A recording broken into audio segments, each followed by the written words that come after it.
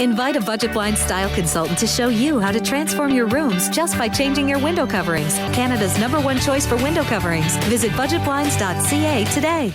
And Moses joins us on the desk for a first look at sports, and a far cry from how they began the season. Lloydminster Bobcats looking to put a bad week behind them. Yeah, it wasn't the greatest. Of course, it didn't help when you lost your top goalie. Then you had to take on some really good teams in the process. Really a subpar week if you ask the coaching staff. Of course, they gave up 4 goals on average in those 3 games. The Bobcats will look to regroup with a pair of games, this time on the road. It begins tonight, where the Cats will face the Drayton Valley Thunder before they head to Spruce Grove Wednesday.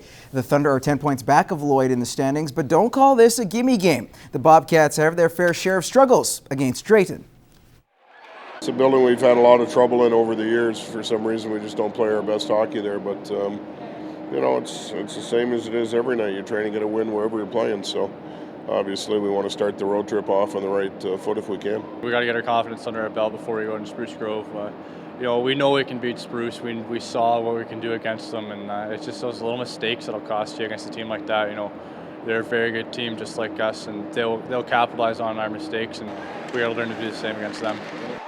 This will be the Cats' 17th game in 36 days if you include the preseason, and mental lapses have started to creep into their game of late. But Coach Thibodeau says he will not let his team use any excuses. We can get these 2 out of the way. We get you know, a full 3 days off, which will help.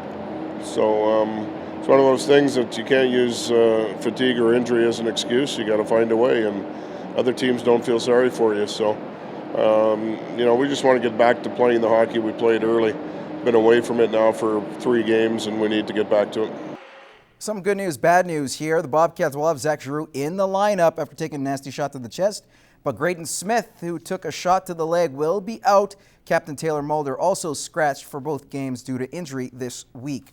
Now, while the Bobcats look to break out of their mini slump up north, the Bonneville Pontiacs have a nice little win streak of their own. Winners of 4 straight, the Yaks face the winless Fort McMurray Oil Barons. We'll tune into Newcap News at late for scores.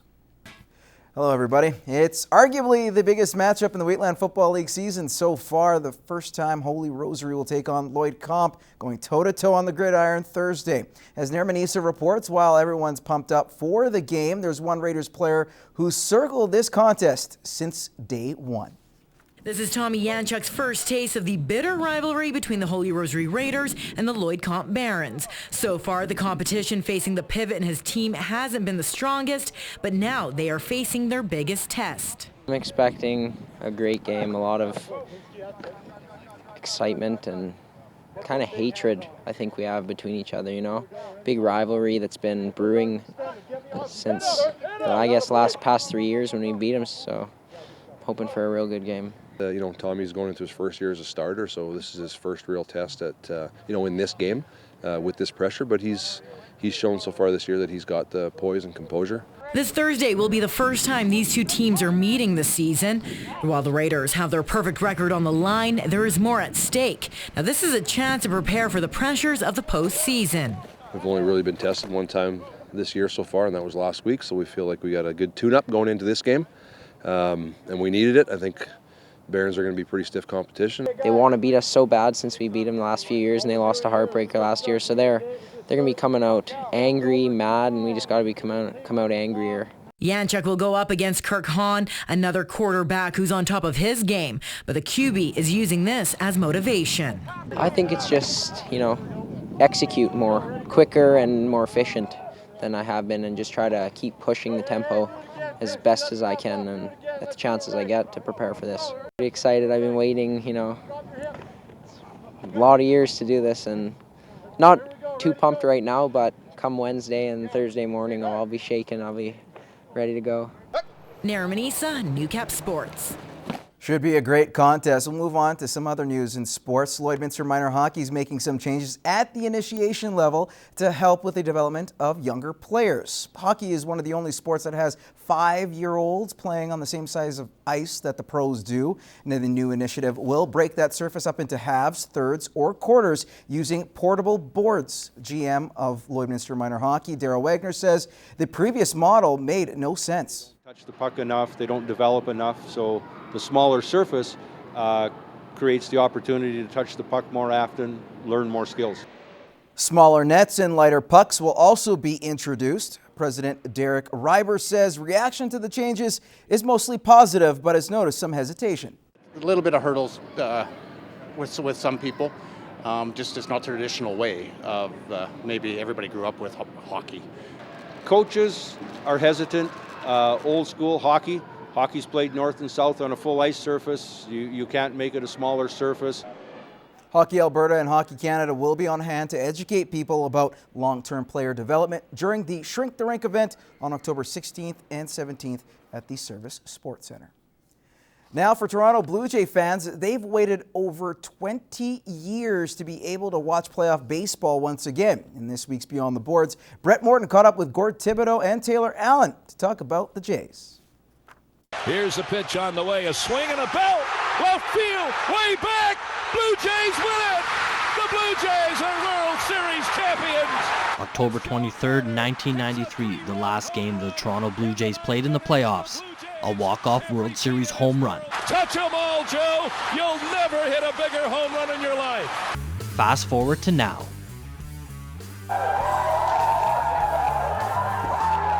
Yeah, I'm excited as heck. I follow the Blue Jays very strongly. I usually go to at least 4 or 5 games a year, and any Canadian fan right now is cheering hard for the Blue Jays and excited for Thursday.